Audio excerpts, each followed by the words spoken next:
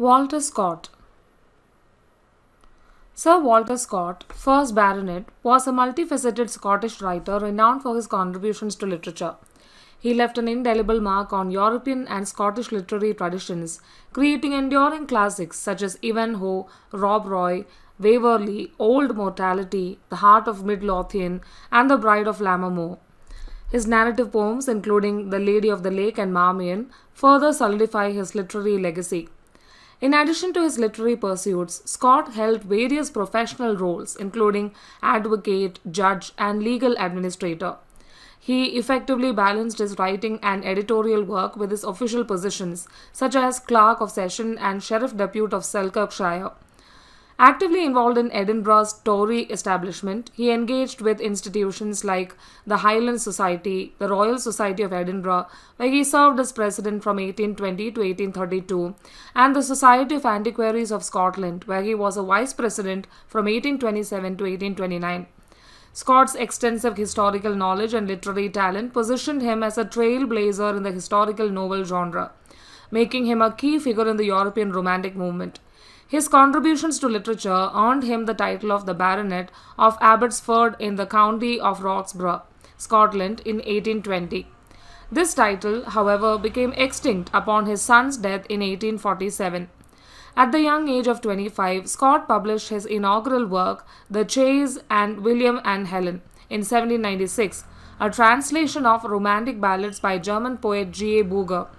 Scott's literary journey took off with the publication of historical narrative poems like The Lay of the Last Minstrel in 1805, followed by The Lady of the Lake in 1810, and Rokeby in 1813, and The Lord of the Isles in 1815. He also ventured into immensely successful historical novels, including Waverley, considered the first historical novel in Western literature, Ivanhoe, The Heart of Mid-Lothian, Rob Roy, The Antiquary, and Guy Mannering. Minstrelsy of the Scottish Border, The Lay of the Last Minstrel, Marmion, A Tale of Flodden Field, and The Lady of the Lake. Minstrelsy of the Scottish Border. Minstrelsy of the Scottish Border is a significant anthology of border ballads and literary ballads edited by Walter Scott. Originally published in 1802 and expanded in later editions, it features a collection of notable Scottish ballads and literary works. Scott, with the help of collaborators and field research, brought together a rich assortment of ballads, some well known, such as Sir Patrick Spens and the Twa Corbies. Scott's focus on literary quality over scholarly rigor contributed to its acclaim and influence. The Lay of the Last Minstrel. The Lay of the Last Minstrel is a narrative poem by Walter Scott, sung by an aged minstrel late in the 1600s as he visits Newark Castle. The poem is set in the Scottish borders during the 16th century, weaving a tale of feuds and love. It tells the story of the Lady of Branksome Hall, her determination to prevent her daughter Margaret's love affair with Lord Cranston, and her use of sorcery. The narrative follows Sir William Delorain's quest to recover a magical book and the conflict that ensues. The poem features a blend of magic, chivalry, and intrigue and ends with a ghostly appearance. Marmion, A Tale of Flodden Field. Marmion, A Tale of Flodden Field is a historical romance in verse by Walter Scott, published in 1808. The poem is set against the backdrop of the 16th century conflict between Scotland and England, specifically the designs of Lord Marmion on the heiress Clara de Clare and his forgery of a letter to discredit her fiancé Sir Ralph de Wilton. The narrative includes elements of love, deception, and honor, and the poem's conclusion comes with the Battle of Flodden in 1513. The Lady of the Lake. The Lady of the Lake is a narrative poem by Walter Scott, first published in 1810.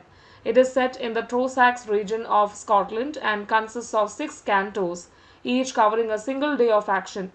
The poem's complex narrative includes 3 main plots: a contest for the love of Ellen Douglas among 3 men, the feud and reconciliation of King James V and James Douglas, and the war between Lowland Scots and Highland clans. The poem had a profound influence in the 19th century, contributing to the Highland revival. Ivanhoe and Kenilworth. Ivanhoe is a historical novel by Sir Walter Scott, marking his shift from Scottish settings to medieval England in 1194.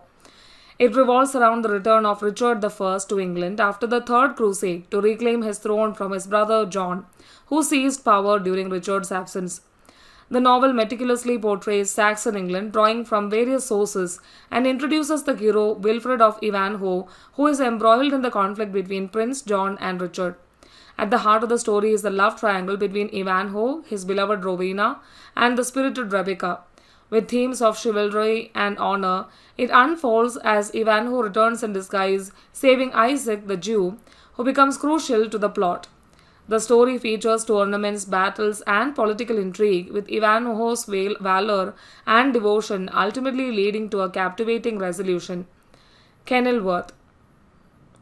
Kenilworth is a historical romance novel by Sir Walter Scott, part of the Waverley novel set in 1575 during the elaborate reception of Queen Elizabeth at Kenilworth Castle by the Earl of Leicester.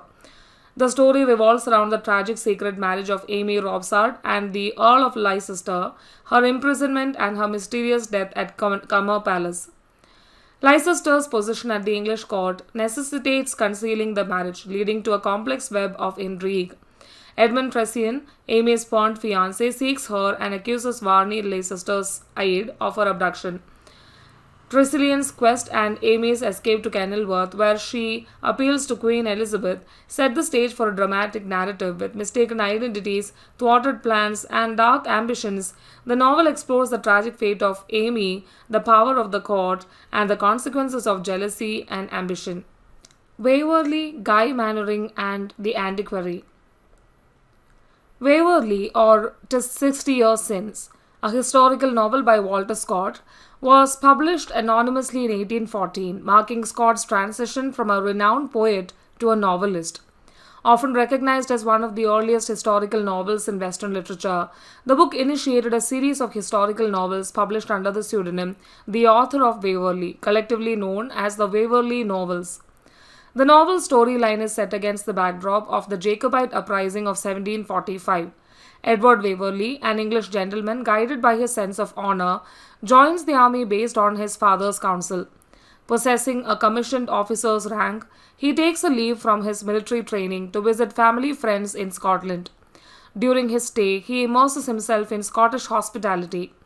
Waverley, nurtured on the romantic notions he gained from his unstructured education and extensive reading, is taken aback when he finds himself amidst loyalists who fervently support the restoration of the House of Stuart.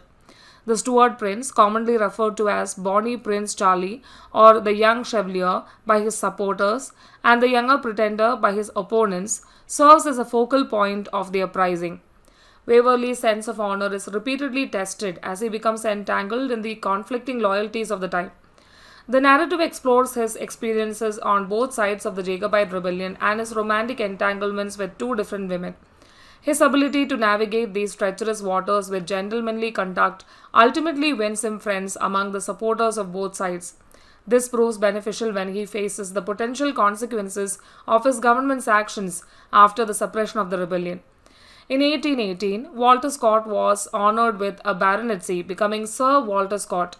Although the authorship of Waverley was an open secret, Scott publicly confirmed his role as the author of this groundbreaking historical novel during a dinner event in 1827. Guy Mannering, or The Astrologer. Guy Mannering, or The Astrologer, published anonymously in 1815, stands as the second entry in the Waverley novel series by Walter Scott. The novel's success was immediate, with the first edition selling out on its very first day of publication. Scott had originally planned to create a supernatural story about change direction early in the writing process. The narrative revolves around the character Harry Bertram, the son of the Laird of Ellangowan, who was kidnapped as a child by the smuggler Dirk Hatterake and taken to Holland. Hatterake collaborates with Gilbert Glossin, the Bertram family's lawyer, who seeks to claim the family estate without a legitimate male heir. Raised under the alias Van Beest Brown and unaware of his true heritage, Bertram eventually travels to India. Upon reaching adulthood, he joins the army serving under Colonel Guy Mannering, an enthusiastic amateur astrologer. Earlier in the story, Mannering had visited Ellangowan Castle and predicted the future of the newborn Harry Bertram. The narrative explores Bertram's romantic interest in Mannering's daughter Julia. Mannering, however, mistakenly believes that Bertram's affections are directed at his wife. This misunderstanding leads to a duel between Mannering and Bertram, leaving Bertram seriously wounded and presumed dead. Upon his recovery, Bertram discovers that Julia has returned to Britain. Disguised, he follows her to the vicinity of Ellangowan. Glossin, who is now the sole owner of Ellangowan, detects Bertram's true identity and conspires once more with Hatteraick to abduct him. In the midst of this scheme, Meg Merrilies, Bertram's gypsy nurse, recognizes him. With the assistance of Bertram and Dandy Dinmont, a lowland farmer whom Bertrand had rescued from bandits, they attempt to thwart Glossin's and Hatteraick's intentions. Despite the sacrifices made, particularly the loss of Meg Merrilies' life, Bertram is eventually acknowledged, reclaiming his family estates and ultimately marrying Julia. The Antiquary. The Antiquary, the third novel in Walter Scott's Waverley series, was published in 1816 and focuses on the character of an antiquary, an amateur historian, archaeologist, and collector of items of uncertain historical value. The novel's eponymous character, the antiquary, takes center stage as the story's de facto hero, with conventional romantic interest provided by Lovell and Isabella Wardour.